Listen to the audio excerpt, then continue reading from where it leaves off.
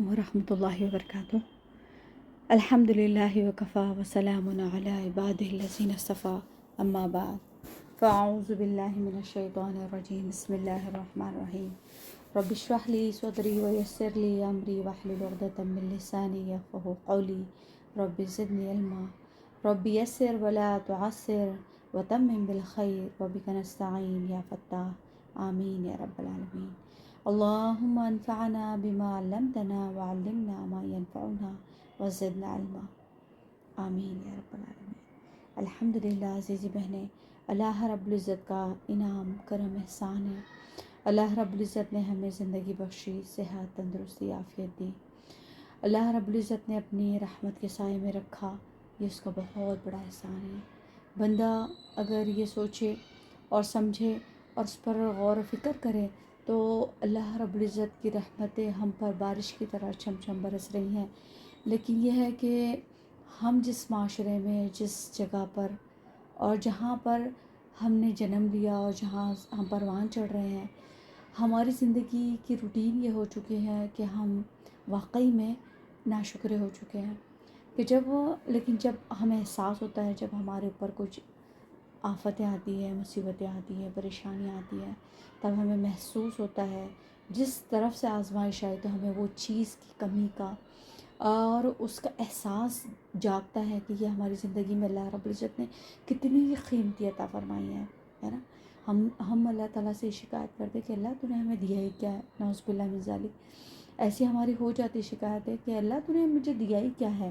لیکن جب ہم ایک ایک چیز، اگر ہماری آنکھیں سلامت ہے، ہمارے کان سلامت ہے، ہمارا جسم سلامت ہے، ہم بالکل چاق و چوبند صبح میں اٹھتے ہیں، دن بھر کام کرتے ہیں اور رات میں تھکان کے ساتھ ہمیں گہری نیند لگ رہی ہے، تو یہ گہری نیند بھی جو ہے نا بہت بڑی نعمت ہے اللہ تعالیٰ کی، بہت بڑی نعمت ہے۔ یہ آنکھیں ہیں، یہ بڑی نعمت ہے نا۔ ان لوگوں سے پوچھے جن کی کمزور آنکھیں ہیں، ان لوگوں سے پوچھے جن کی آنکھیں نہیں ہیں، ان لوگوں سے پوچھے جن کو پرابلمس ہے بہت ساری، ان لوگوں سے پوچھے جن کی سماعت نہیں ہے، کس کی بصارت نہیں ہے، جو کانوں سے سن نہیں سکتے، آنکھ سے دیکھ نہیں سکتے۔ بہت سارے لوگ ایسے ہوتے ہیں جن کے زبان ہوتی ہے اس سے ٹیسٹ چلا جاتا ہے، جو ان کے ٹیسٹ برڈ ہوتے ہیں نا، اس سے اللہ تعالیٰ ذائقہ چھین لیتے ہیں، ہے نا، کوئی وجہ سے جو ہے تو ذائقہ چلا جاتا ہے۔ اللہ کی کتنی بڑی نعمتیں ہیں، کتنی بڑی نعمتیں، ہم اس کا احساس شمار کرنے جاؤ تو کر نہیں سکتے، اور اس کا جتنا شکر ادا کرنے جاؤ تو نہیں کر سکتے۔ اللہم لا احصی ثناء علیک، الحمدللہ الحمدللہ۔ تو عزیزی بہنیں، الحمدللہ اس پر احسان یہ ہے کہ اللہ رب العزت نے ہمیں اپنے کلام پاک کو سیکھنے اور سکھانے کی توفیق عطا فرمائی ہے کہ جب انسان قرآن سے جڑ جاتا ہے تو مسلسل قرآن اس کی تربیت کرتا ہے۔ قرآن سے جب انسان جڑ جاتا ہے تو انسان اپنی ضمیر کی آواز سننے لگ جاتا ہے نا، شکر گزاری، اللہ تعالیٰ ہے کہ نعمتوں کا شکر اور ناشکری سے بچتا ہے، اور ہر لمحہ جو ہماری زندگی کا گزرتا ہے تو وہاں پر قرآن ہماری رہنمائی کرتا ہے۔ تو اس سے بڑھ کر اور کیا نعمت ہو سکتی ہے کہ ہمیں قرآن ہماری رہنمائی کرے، سبحان اللہ۔ تو الحمدللہ ہم نے پچھلی کلاس میں، ہماری کلاس کا جو رابطہ اور جو سلسلہ تھا کسی حد تک جو ہے تو رمضان کے بعد سے ختم ہوا کسی مصروفیات کی بنا پر، تو انشاءاللہ العزیز کوشش کی جائیں گی کہ تفسیر ابن کثیر کا جو ہمارا سلسلہ شروع ہوا ہے تو انشاءاللہ اسے جاری رکھے، اللہ رب العزت بے انتہا قبول فرمائے۔ الحمدللہ ہم سورہ نساء تک پہنچے ہیں، یہ سورہ نساء کی کلاس 2 ہے، سیکنڈ کلاس ہے انشاءاللہ۔ یہاں تک ہم نے آیت نمبر 13 تک دیکھا تھا، 12 تک دیکھا تھا کہ اس میں حدود بتائی گئی تھی، اس میں جو ہے وراثت کی تقسیم بتائی گئی تھی۔ اب انشاءاللہ العزیز ہم آیت نمبر 13 دیکھیں گے، 13 دیکھیں گے۔ بسم اللہ الرحمن الرحیم، شروع اللہ کے نام سے جو بڑا مہربان نہایت رحم والا ہے۔ تلک حدود اللہ ومن یطع اللہ ورسولہ یدخلہ جنات تجری من تحتها الانہار خالدین فیہا ذالک هو الفوز العظیم، ذالک الفوز العظیم۔ اللہ فرما رہے ہیں یہ حدیں اللہ کی مقرر کی ہوئی ہے نا، چاہے وہ تقسیم ہو، چاہے حدیں ہوں، چاہے اگر کوئی انسان گناہ کر رہا ہے، اس کی حدیں لگائی جا رہی ہیں، سزا دی جا رہی ہے، یہ اللہ کی حدود ہے۔ وَمَن یُطِعِ اللَّهَ، جو اللہ تعالیٰ کی اطاعت کرے اور اس کے رسول کی، یدخلہ، اللہ داخل کرے گا ان کو جنات تجری، ایسی جنت میں جس کے نیچے بہتی ہوں گی من تحتی الانہار، اس کے نیچے جو ہے تو نہریں بہتی ہوں گی، خالدین فیہا، اس کے اوپر نعمت یہ ہوں گی کہ وہ تھوڑی دیر کے لیے کرائے کا گھر نہیں ہوں گی، جس طرح کہ دنیا میں ہم رہتے ہیں تو کبھی رینٹڈ ہاؤس ہوتا ہے، تو کبھی جو ہے تو اپنا ذاتی مکان ہوتا ہے، لیکن ذاتی مکان بھی ہمارا اپنا، میرا اپنا، آپ کا اپنا نہیں ہے، بلکہ کچھ عرصے کے لیے ہم اس میں مہمان ہیں، اس کے بعد جو ہے تو ہمیں کوچ کر کے اس دنیا سے جانا ہے، یہ بھی ہمارا نہیں ہے۔ لیکن جنت میں ہمیں جو ہے تو کیا اللہ عطا فرمائے، خوشخبری کیا دے رہے ہیں، خالدین فیہا، ہمیشہ اس میں رہیں گے۔ اللہم اجعلنا منہم، اللہ ہمیں ان لوگوں میں سے بنائے کہ ہمیں ہمیشگی والی جنت عطا فرمائے۔ ذالک الفوز العظیم، اللہ فرما رہے ہیں کہ یہ بڑی کامیابی ہے، فوز العظیم، عظیم کامیابی ہے، سبحان اللہ۔ بے شک جس کو جنت مل گئی تو اس سے بڑھ کر کامیابی اور کیا ہو سکتی ہے۔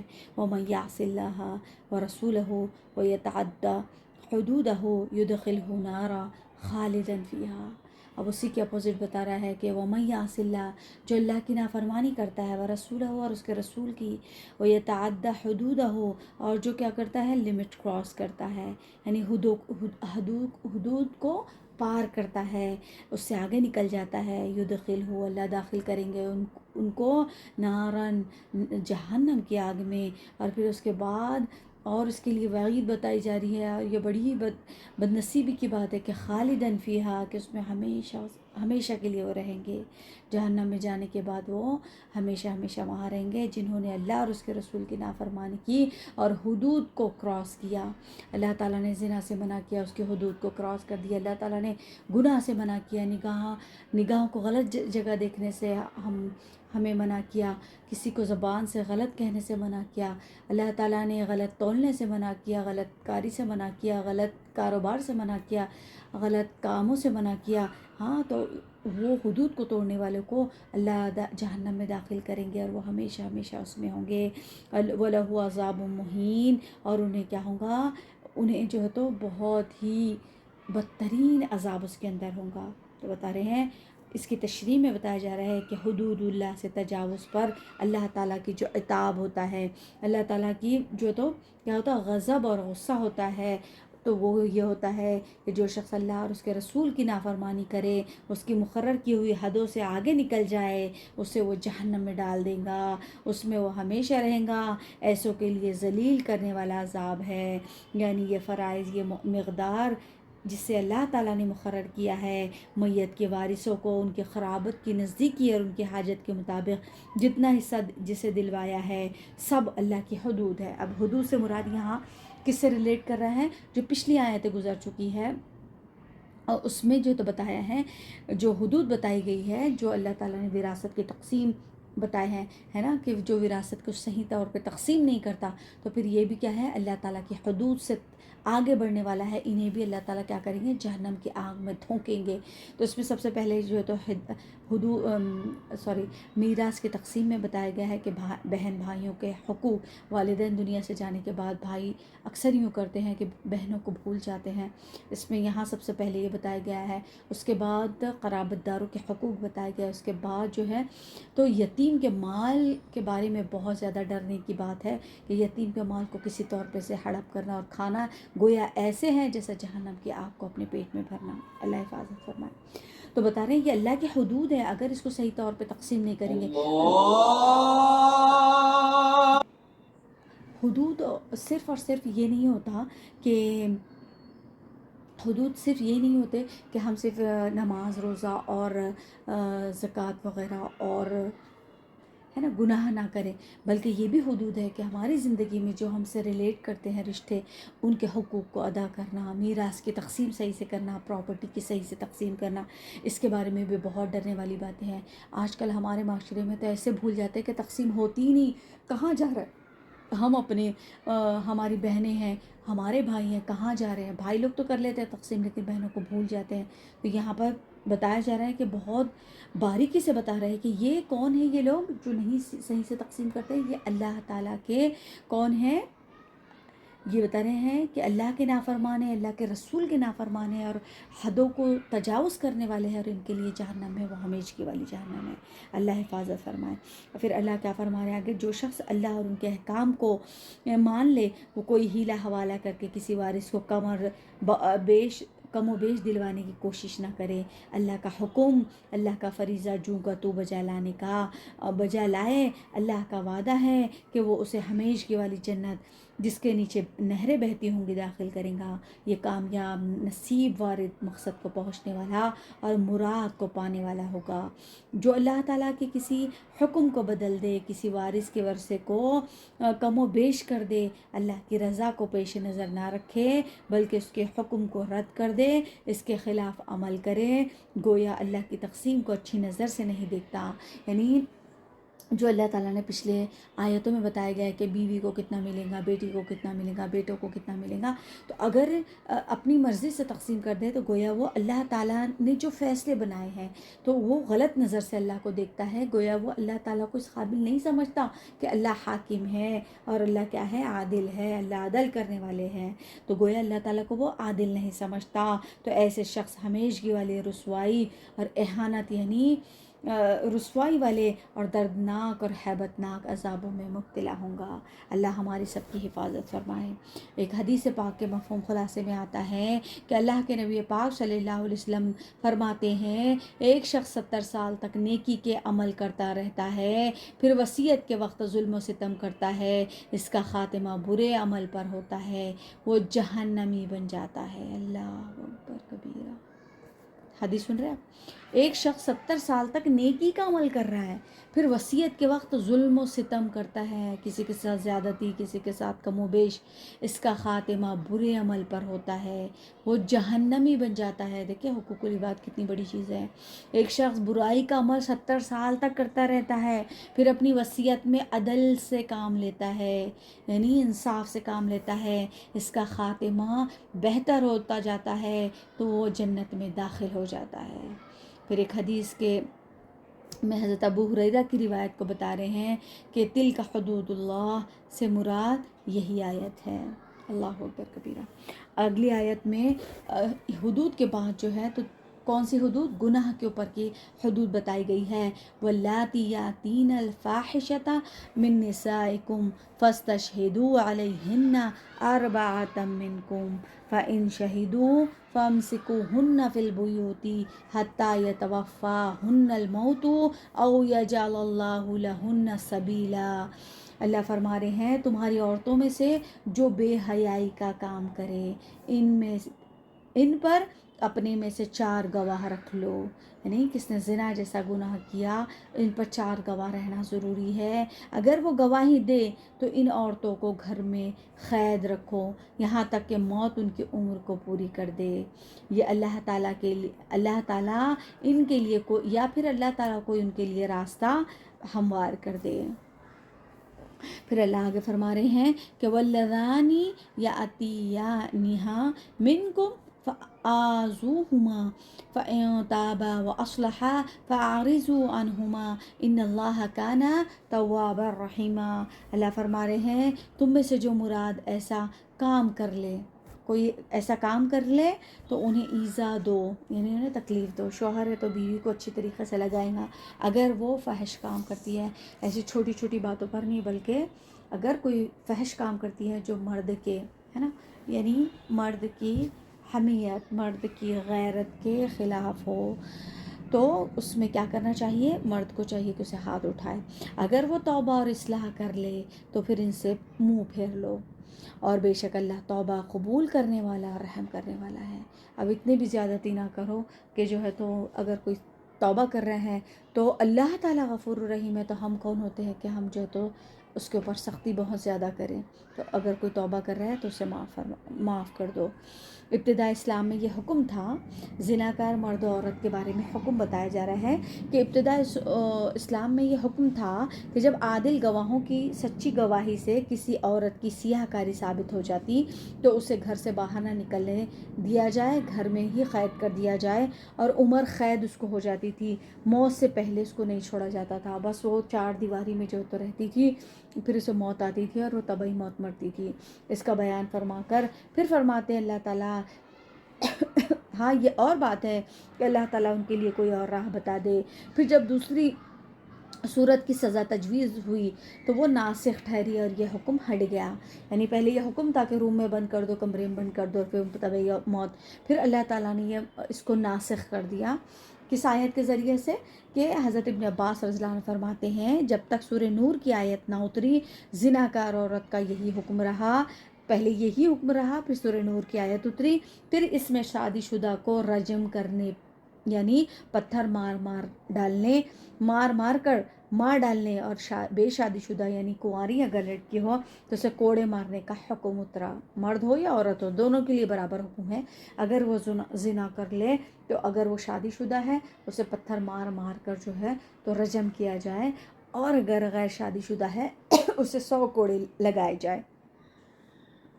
اور پھر حضرت عبادہ بن صامت فرماتے ہیں کہ رسول اللہ صلی اللہ علیہ وسلم پر جب وحی اتری تو آپ پر اس کا بڑا اثر پڑتا اور تکلیف محسوس ہوتی، چہرے کا رنگ بدل جاتا. پس اللہ تعالیٰ نے ایک دن اپنے نبی پاک صلی اللہ علیہ وسلم پر وحی نازل فرمائی. جب وہ ہٹ گئی تو آپ نے فرمایا میری بات لے لو، مجھ سے حکم الہی لے لو، اور اللہ تعالیٰ نے ان کے لیے راستہ نکال دیا. اگر شادی شدہ عورت اور شادی شدہ مرد ہو تو 100 کوڑے، پھر پتھروں سے مار ڈالنا، 100 کوڑے بھی لگائے جائے، پتھروں سے بھی مار ڈالے. اور غیر شادی شدہ ہو تو 100 کوڑے اور 1 سال کی جلا وطنی، یعنی وطن سے اسے کیا کر دے، نکال دے 1 سال کے لیے. اس طرح کی سزا تجویز کی گئی ہے. آگے ہے دیکھیے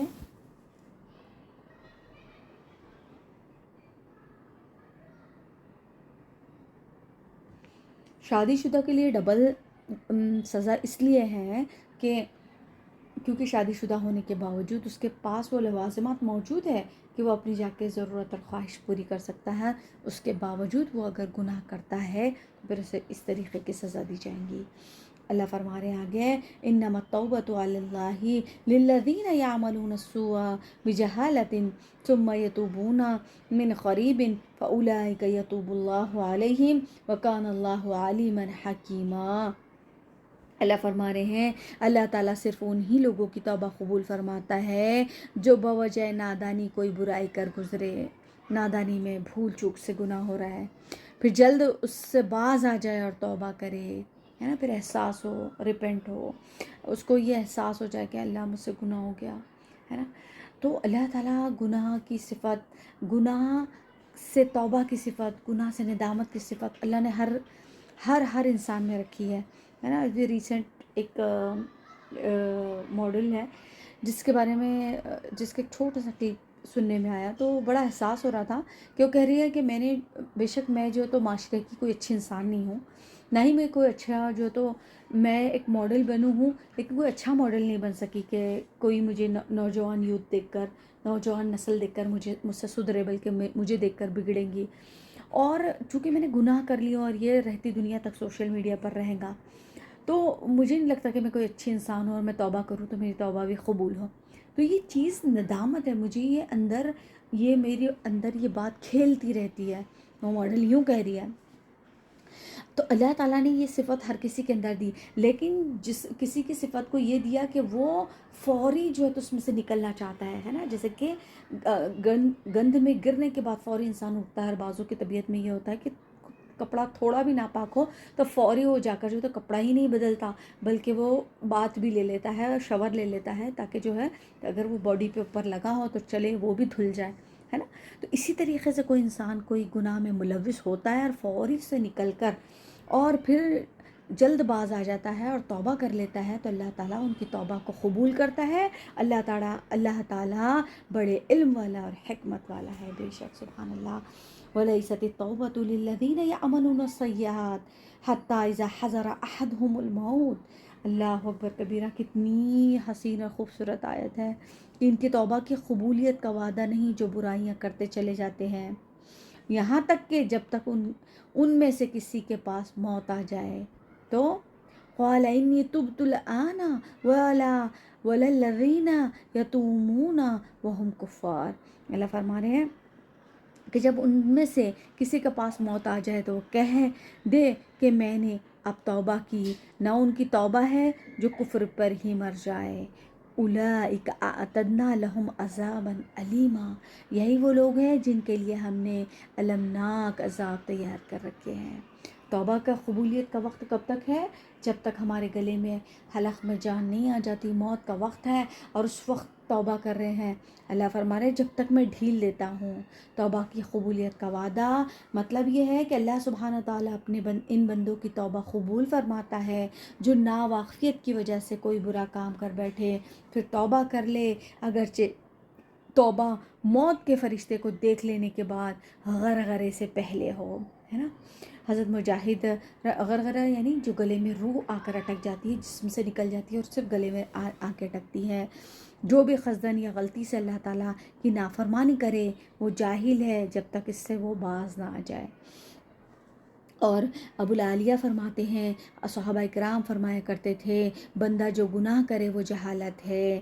اور کیا فرما رہے ہیں کہ بندے کو کس سے پہلے تفسیر میں لکھا ہے کہ ملک الموت کو دیکھ لینے سے پہلے عالم سکرات کے قریب کہا گیا ہے اپنی صحت میں توبہ کر لینی چاہیے. غرغرے کے وقت سے پہلے کی توبہ قبول ہے، اس سے پہلے اگر توبہ ہو گئی تو قبول ہے. رسول اللہ صلی اللہ علیہ وسلم فرماتے ہیں اللہ تعالیٰ اپنے بندوں کی توبہ قبول فرماتا ہے جب تک غرغرہ شروع نہ ہو. یہ ترمذی کی روایت ہے. جو بھی مومن بندہ اپنی موت سے پہلے، موت سے مہینہ بھر پہلے توبہ کر لے، اس کی توبہ اللہ قبول فرما لیتا ہے. اللہ کی شان یہ دیکھیے اس میں کتنی دکھائی دے رہی ہے، کتنی محبت چھلک رہی ہے کہ اللہ یہ پڑھ لینے کے بعد لگتا ہے کہ اللہ تعالیٰ ہر کسی کو جو ہے تو اپنی توبہ کی توفیق نصیب فرمائے. تو ایک مہینہ پہلے توبہ کر لیتا ہے اللہ اس کی توبہ قبول فرما لیتا ہے، یہاں تک کہ اس کے بعد بھی، بلکہ موت سے ایک دن پہلے بھی یا ایک ساتھ یعنی ایک سیکنڈ پہلے بھی جو بھی اللہ اخلاص اور سچائی کے ساتھ اپنے رب کی طرف جھکے اللہ تعالیٰ اسے قبول فرما لیتا ہے. سبحان اللہ. حضرت عبداللہ ابن عمر رضی اللہ عنہ فرماتے ہیں جو اپنی موت سے ایک سال پہلے توبہ کرے اللہ تعالیٰ اس کی توبہ قبول فرما لیتا ہے. سبحان اللہ. جو مہینہ پہلے توبہ کرتا ہے اللہ اس کی توبہ قبول فرما لیتا ہے. جو ہفتہ پہلے توبہ کرتا ہے موت سے اس کی توبہ اللہ قبول کرتے ہیں. جو ایک دن پہلے کرتا ہے اس کی توبہ قبول کرتے ہیں. ایک ساتھ پہلے توبہ کرتا ہے اللہ تعالیٰ موت سے ایک ساتھ پہلے توبہ کرنے والے کی توبہ کو قبول فرماتا ہے. اور یہ بات سن کر حضرت ابو ایوب رحمۃ اللہ علیہ نے یہ آیت پڑھی تو فرمایا کہ میں نے اسی طریقے سے جو اللہ کے نبی پاک صلی اللہ علیہ وسلم سے سنا ہے. سبحان اللہ سبحان اللہ. پھر آگے ہے مسند احمد کی ایک روایت بتائی جا رہی ہے کہ 4 صحابی جمع ہوئے. ان میں سے ایک نے کہا میں نے رسول اللہ صلی اللہ علیہ وسلم سے سنا ہے جو شخص اپنی موت سے ایک دن پہلے توبہ کر لے اللہ اس کی توبہ کو قبول فرماتا ہے. تو دوسرے نے کہا کیا سچ مچ تم نے اللہ کے نبی سے اس طرح سنا ہے؟ تو کہا کہ ہاں. دوسرے نے کہا اللہ کے نبی سے سنا ہے اگر آدھا دن پہلے توبہ کر لے تو اللہ قبول کرتا ہے. تیسرے نے کہا کہ ہاں خود میں نے سنا ہے کہ ایک پہر پہلے بھی کوئی توبہ کرتا ہے بندہ مرنے سے پہلے ایک پہر تو اللہ تعالیٰ اس کی توبہ کو قبول فرماتا ہے. سبحان اللہ. اور کہا چوتھے نے کہا کہ میں نے رسول اللہ صلی اللہ علیہ وسلم سے یہاں تک سنا ہے جب تک اس کے غرغرے میں یعنی اس کے نرخرے میں روح نہ آ جائے، یعنی گلے میں روح آ کر اٹک جاتی ہے نا، پھر وہ غرغراہٹ کا عالم ہوتا ہے، پھر وہ جو تو روح آنکھوں کے ذریعے سے قبض ہو جاتی ہے. تو فرما رہے ہیں توبہ کے دروازے اس کے لیے بھی کھلے رہتے ہیں. اللہ اکبر کبیرہ.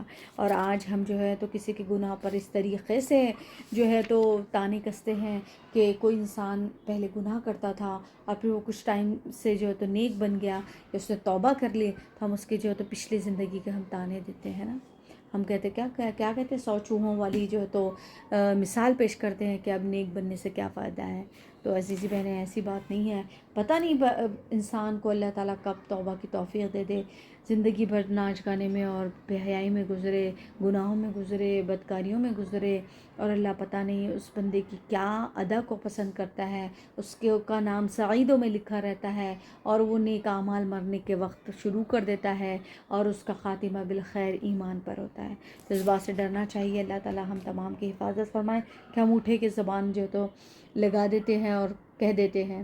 آگے دیکھیے بڑی پیاری سی چیز ہے، ہم اسے ضرور دیکھیں گے۔ حضرت ابو قلابہ رحمۃ اللہ علیہ فرماتے ہیں اللہ تعالیٰ نے جب ابلیس پر لعنت فرمائی تو اس نے ڈھیل مہلت طلب کی، کہا تیری عزت اور تیرے جلال کی قسم، ابن آدم کے جسم میں جب تک روح رہیں گی میں اس کے دل سے نہ نکلوں گا۔ اللہ تعالیٰ عز و جل نے فرمایا مجھے اپنی عزت اور اپنے جلال کی قسم، میں بھی جب تک اس کی روح رہے گی اس کی توبہ کو قبول کرتا رہوں گا۔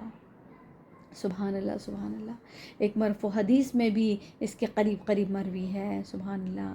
ایک حدیث میں اس سے معلوم ہوتا ہے جب تک بندہ زندہ ہے اسے اپنی حیات کی امید ہے، تب تک وہ اللہ تعالیٰ کی طرف جھکے، توبہ کرے تو اللہ تعالیٰ اس کی توبہ قبول فرماتا ہے، اس پر رجوع کرتا ہے۔ اللہ تعالیٰ علیم ہے، حکیم ہے۔ ہاں جب زندگی سے مایوس ہو جائے، فرشتوں کو دیکھ لے، روح بدن سے نکل کر حلق تک پہنچ جائے، سینے میں سانس گھٹنے لگے، حلق میں اٹکے اور غرغرہ شروع ہو تو اس کی توبہ قبول نہیں ہوتی، اس لیے کہ اس کے بعد مرتے دم تک جو گناہوں پر اڑا رہے، موت دیکھ کر کہنے لگے اب میں توبہ کرتا ہوں، تو ایسے شخص کی توبہ قبول نہیں ہوتی، غرغرے سے پہلے کی توبہ قبول ہوتی ہے۔ اللہ اکبر کبیرہ۔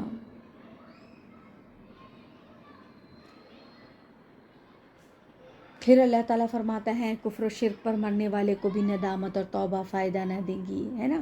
اب کوئی انسان ہے اور وہ توبہ کر رہا ہے مرتے ہوئے، لیکن اس نے کفر اور شرک، کفر یعنی کافر تھا، اللہ کے علاوہ سے کسی کو مانتا تھا، شرک کرتا تھا، اللہ کی ذات میں کسی کو شریک کرتا تھا، لیکن جو ہے تو اگر وہ صرف توبہ کر رہا ہے تو وہ جب تک کہ اس گناہ کے، کفر اور شرک کے گناہ سے توبہ نہیں کر لیتا، توبہ قبول نہیں ہوگی، نہ ہی اسے فدیہ اور بدلہ قبول کیا جائے گا، اگرچہ زمین بھر کر وہ سونا دے دے، لیکن اللہ کی ذات میں کسی کو شریک کرنا اللہ تعالیٰ سے معاف نہیں فرماتے، جب تک کہ وہ زبان سے نہ کہہ دے مرتے وقت بھی کہ اللہ میں اپنے کفر اور شرک سے معافی چاہتا ہوں، اور میں جو ہے تو اللہ میں اس گناہ سے سچے دل سے تجھ سے توبہ کرتا ہوں، تب وہ جو ہے تو اس کی توبہ قبول ہے۔ مسند احمد میں ہے، رسول اللہ صلی اللہ علیہ وسلم فرماتے ہیں اللہ تعالیٰ اپنے بندے کی توبہ قبول کرتا ہے، اسے بخش دیتا ہے جب تک کہ وہ پردہ نہ پڑ جائے۔ کہا گیا پردہ پڑنے سے کیا مراد ہے، کا کیا مطلب ہے؟ فرمایا شرک کی حالت میں جان نکل جانا، ایسے لوگوں کے لیے اللہ تعالیٰ نے سخت دردناک اور المناک اور ہمیشگی والے عذاب کو تیار کر رکھا ہے۔ اللہ اکبر کبیرہ۔ پھر آگے آیت ہے دیکھیے، اللہ تعالیٰ ہم تمام کی حفاظت فرمائے، اللہ رب العزت توبۃ نصوحہ والی جو ہے تو ہمیں زندگی عطا فرمائے، قلب منیب عطا فرمائے، قلب سلیم عطا فرمائے، اور اللہ رب العزت ہمیں جو ہے تو نفس امارہ، وہ امارہ دل ہوتا ہے جو گناہ کرنے کے بعد جو تو ندامت کرتا ہے، نفس مطمئنہ وہ ہوتا ہے جو کبھی گناہ ہی نہیں کرتا، گناہ کا تصور ہی نہیں آتا، ہم تو سوچ بھی نہیں سکتے، اور تو ہماری تو سارے دماغ کی پلاننگ وہی ہوتی ہے، دماغ میں چلنے والی چیزیں وہی ہوتی ہے، کسی کو دھوکہ، کسی کو جھوٹ، کسی کو کیا، ہم تو اپنے آپ سے ہی دھوکہ دے بیٹھے ہیں کہ ہم نے اپنے آپ کو یہ اپنے نفس کو یہ بتا کے رکھ دیا ہے، اپنی زندگی کو یہ بتا کے رکھ دیا ہے کہ بس جو چاہے وہ کر لے، کچھ بھی نہیں ہے۔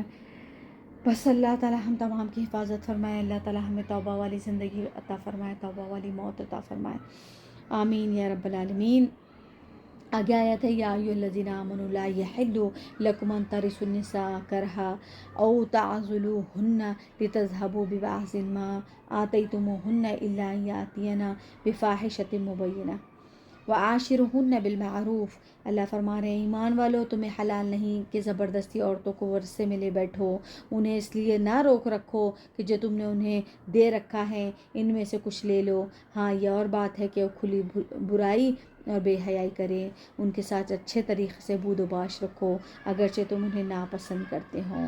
فَعَسَىٰ أَن تَكْرَهُوا شَيْئًا وَيَجْعَلَ اللَّهُ فِيهِ خَيْرًا كَثِيرًا، اللہ فرما رہے ہیں کہ اگر تم ناپسند بھی کرتے ہو لیکن بہت ممکن ہے کہ تم ایک چیز کو برا جانو، اللہ تعالیٰ اس میں بہت ہی بھلائی کر دے۔ انشاءاللہ اس کی تشریح ہم نیکسٹ کلاس میں دیکھیں گے، لیکن یہاں بتایا جا رہا ہے کہ تمہیں یہ حلال نہیں کہ تم جو تو عورتوں کو اس لیے روکے رکھو اگر تمہاری بے بناؤ ہو رہا ہے آپس میں اور نہیں ہو رہا ہے، آپس میں کمپیٹیبل نہیں ہے، دونوں کے خیالات نہیں ملتے، تو پھر علیحدگی کا حکم اللہ دے رہے، لیکن اس کے لیے نہیں کہ تم جو تو عورتوں کو طلاق نہ دو اس لیے کہ تمہیں جو تو مہر دینا پڑے، کہ مہر دینے کی وجہ سے جو تو بیچاری کو لٹکا کر رکھو کہ وہ زندگی بھر تمہارے نام سے جو ہے تو دور رہے، لیکن تمہارے نام پر جو ہے تو وہ ایک داغ بنی رہے اور وہ جو ہے تو تمہارے نکاح میں رہے، تم ادھر عیش آرام کرو اور وہ بیچاری جو ہے تو تمہارے نکاح میں رہ کے نام سے جو ہے تو زندگی گزار دے۔ اللہ فرما رہے ایسا مت کرو۔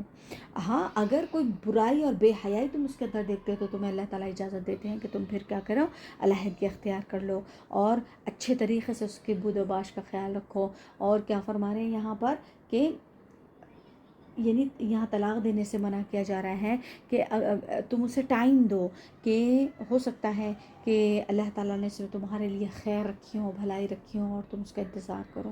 انشاءاللہ اس کی تشریح بالتفصیل نیکسٹ کلاس میں دیکھیں گے۔ وآخر دعوانا ان الحمد للہ رب العالمین۔ السلام علیکم ورحمۃ اللہ وبرکاتہ۔